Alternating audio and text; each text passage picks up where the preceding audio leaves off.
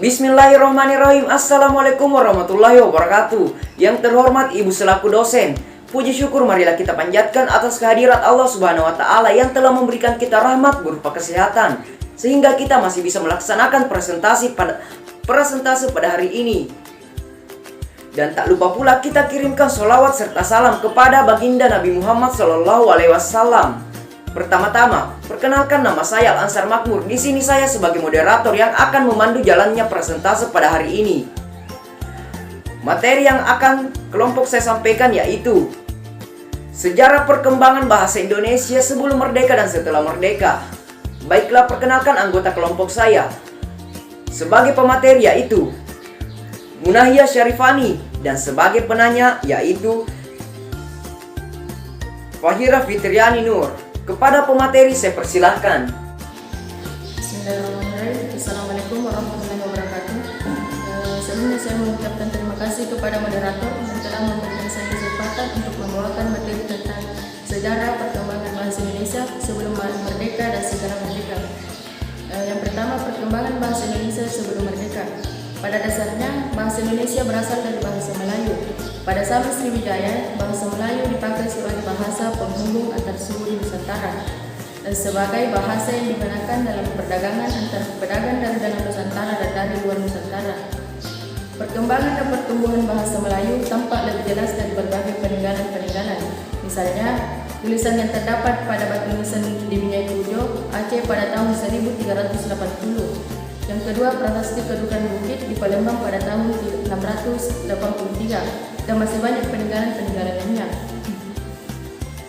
Dan pada saat itu bahasa Melayu telah berfungsi sebagai bahasa kebudayaan. Bahasa kebudayaan yaitu bahasa buku-buku yang berisi aturan-aturan hidup dan sastra. Yang kedua, bahasa perhubungan antar suku di Indonesia. Yang ketiga, bahasa perdagangan baik bagi suku yang ada di Indonesia maupun perdagangan yang berasal dari luar Indonesia. Sebagai bahasa resmi kerajaan, bahasa Melayu menyebar ke pelosok Nusantara bersamaan dengan menyebarnya agama Islam di wilayah Nusantara, serta makin berkembang dan bertambah kokoh keberadaannya karena bahasa Melayu mudah diterima oleh masyarakat Nusantara, baik sebagai bahasa perhubungan antar pulau, antar suku, antar pedagang, antar bangsa dan antar kerajaan. Perkembangan bahasa Melayu di wilayah Nusantara mempengaruhi dan mendorong tumbuhnya rasa persaudaraan dan rasa persatuan bangsa Indonesia. Oleh karena itu, para pemuda Indonesia yang tergabung dalam perkumpulan pergerakan secara sadar mengangkat bahasa Melayu menjadi bahasa Indonesia, menjadi bahasa persatuan untuk seluruh bangsa Indonesia, atau dikenal dengan Sumpah Pemuda tanggal 28 Oktober 1928. Selanjutnya, perkembangan bahasa Indonesia sesudah merdeka. Seperti yang saya katakan tadi, Sumpah Pemuda lahir pada tanggal 28 Oktober 1928. Dan bahasa Indonesia juga lahir pada tanggal 28 Oktober 1928. Pada saat itu, para pemuda dari berbagai pelosok Nusantara berkumpul dalam rapat para pemuda dan berikrar. Ikrar para pemuda ini dikenal dengan nama Sumpah Pemuda. Unsur yang ketiga dari Sumpah Pemuda merupakan pernyataan tekad bahwa bahasa Indonesia merupakan bahasa persatuan bangsa Indonesia. Pada tahun 1928, bahasa Indonesia dikokohkan kedudukannya sebagai bahasa nasional. Bahasa Indonesia dinyatakan kedudukannya sebagai bahasa negara pada tanggal 18 Agustus 1945. Karena pada saat itu Undang-Undang Dasar 1945 juga disahkan sebagai Undang-Undang Dasar Negara Republik Indonesia. Di dalam Undang-Undang Dasar 1945 juga disebutkan bahwa bahasa negara adalah bahasa Indonesia yang tercantum dalam pasal 36. Proklamasi Kemerdekaan Republik Indonesia pada tanggal 17 Agustus 1945 telah mengukuhkan kedudukan dan fungsi bahasa Indonesia secara konstitusional sebagai bahasa negara, dan kini bahasa Indonesia dipakai oleh berbagai lapisan masyarakat Indonesia. Peresmian nama bahasa Indonesia adalah bahasa resmi Republik Indonesia dan bahasa persatuan bangsa Indonesia. Bahasa Indonesia diresmikan penggunaannya setelah proklamasi kemerdekaan Indonesia, tepatnya sehari sesudah pembacaan proklamasi kemerdekaan Indonesia, bersamaan dengan mulai berlakunya konstitusi di Timor Leste. Bahasa Indonesia berposisi sebagai bahasa kerja. Dari sudut pandang linguistik, bahasa Indonesia adalah salah satu dari banyak ragam bahasa Melayu. Dasar yang dipakai adalah Melayu Riau dari abad ke-19. Dalam perkembangannya, ia mengalami perubahan akibat penggunaan sebagai bahasa kerja di lingkungan administrasi kolonial dan berbagai proses pembakuan sejak awal abad ke-20. Penamaan bahasa Indonesia diawali sejak dicanangkannya Sumpah Pemuda pada tanggal 28 Oktober 1928.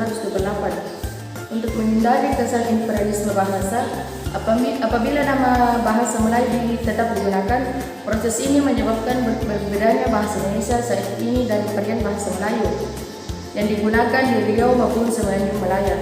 Hingga saat ini, bahasa Indonesia merupakan bahasa yang hidup yang terus menghasilkan kata-kata baru, baik melalui penciptaan maupun penyerapan dari bahasa daerah lainnya.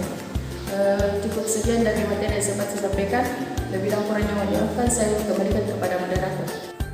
Baiklah, itulah tadi materi yang sempat disampaikan oleh Munahia Syarifani. Kepada penanya saya persilahkan untuk mengajukan pertanyaannya. Baik, terima kasih atas kesempatan yang diberikan kepada saya. Saya mengajukan pertanyaan kepada Munahia Syarifani, yaitu apa yang melatar belakangi bahasa Melayu dijadikan bahasa Indonesia? Baiklah, saya persilahkan ke pemateri untuk menjawab pertanyaan dari Fahira Fitria Nur. Baik, terima kasih pertanyaan dari saudari Fahira Fitria. Pertanyaannya adalah apa yang melatar belakangi bahasa Melayu digunakan sebagai bahasa Indonesia. Jadi bahasa Melayu mulai diangkat menjadi bahasa persatuan Indonesia pada tanggal 28 Oktober tahun 1928 dalam peristiwa yang disebut Sumpah Pemuda. Sejak saat itu, bahasa Melayu yang digunakan di wilayah Indonesia sekarang mulai dinamai bahasa Indonesia. Namun secara resmi, penyebutan bahasa Indonesia sebagai bahasa resmi di Indonesia baru muncul pada tanggal 18 Agustus 1945 ketika Konstitusi Indonesia diresmikan. Dari jumlah pemakaiannya di Indonesia, sebenarnya bahasa Melayu bukan bahasa terbesar. Bahasa Jawa yang merupakan bahasa terbesar dari segi pemakaiannya. Namun, bahasa Melayu dipilih sebagai bahasa Indonesia karena bahasa ini sudah menjadi lingua franca atau bahasa pengantar di wilayah Indonesia dan Asia Tenggara yang sudah terjadi sejak ribuan tahun yang lalu. Salah satu buktinya adalah catatan inskripsi di Sodimerto, Jawa Tengah, yang menggunakan bahasa Melayu kuno. Inskripsi ini tidak bertahun, tetapi menurut estimasi ahli dibuat pada pertengahan abad 7. Ini menunjukkan bahwa bahasa Melayu pun sudah dikenal di Pulau Jawa sejak ribuan tahun yang lalu. Terima kasih, mungkin itu penjelasan dari pertanyaan. Oke, bagaimana saudara Fahira Fitriana Nur? Terima kasih atas jawaban yang diberikan. Tadi Anda mengatakan bahwa bahasa Melayu dianggap menjadi bahasa persatuan di Indonesia. Mengapa pada akhirnya bahasa Indonesia dipilih menjadi bahasa resmi, bukan bahasa Melayu? Terima kasih. Baiklah, saya persilakan ke pemateri untuk menjawabnya. Baik, pertanyaannya mengapa pada akhirnya bahasa Indonesia menggunakan bahasa Indonesia bukan bahasa Melayu? Jadi berbeda dengan bahasa Melayu di Malaysia, bahasa Indonesia memiliki lebih banyak kata serapan dari bahasa Jawa, Sunda, Betawi, dan Belanda. Dan juga bahasa Indonesia itu bahasa netral karena saat berdirinya negara kita, para pendiri negara kita mencari bahasa yang benar-benar murni untuk bahasa bersama. Menurut National Geographic, bahwa Indonesia adalah negara yang tidak egois karena tidak memaksakan bahasa dari salah satu etnis menjadi bahasa nasionalnya. Sedangkan menurut Jason Wang, bahasa Indonesia itu tidak hanya terdiri dari bahasa Melayu saja, unsurnya tetapi juga dari bahasa Belanda, Inggris, Portugis, Jawa, dan banyak bahasa lainnya. Oleh karena itu mereka dijuluki sebagai bahasa yang netral. Jadi, mengapa bangsa Indonesia memilih bahasa Indonesia sebagai bahasa nasional? Karena bahasa Indonesia dianggap sebagai bahasa yang netral. Makanya bahasa Indonesia lah yang dipilih, bukan bahasa Melayu. Terima kasih. Baiklah, bagaimana saudara Fahira Fitria Nur? Terima kasih atas jawaban yang diberikan, saya terima. Baiklah, dapat disimpulkan dari materi tadi bahwa bahasa Indonesia berasal dari bahasa Melayu. Bahasa Melayu dipilih sebagai bahasa pemersatu bahasa Indonesia karena bahasa Melayu sudah merupakan lingua franca di Indonesia. Bahasa perhubungan dan bahasa perdagangan, sistem bahasa Melayu sederhana, mudah dipelajari karena dalam bahasa Melayu tidak dikenal tingkatan bahasa, bahasa kasar dan bahasa halus. Suku Jawa, suku Sunda, dan suku-suku yang lainnya dengan sukarela menerima bahasa Melayu menjadi bahasa Indonesia sebagai bahasa nasional. Bahasa Melayu mempunyai kesanggupan untuk dipakai sebagai bahasa kebudayaan dalam arti yang luas.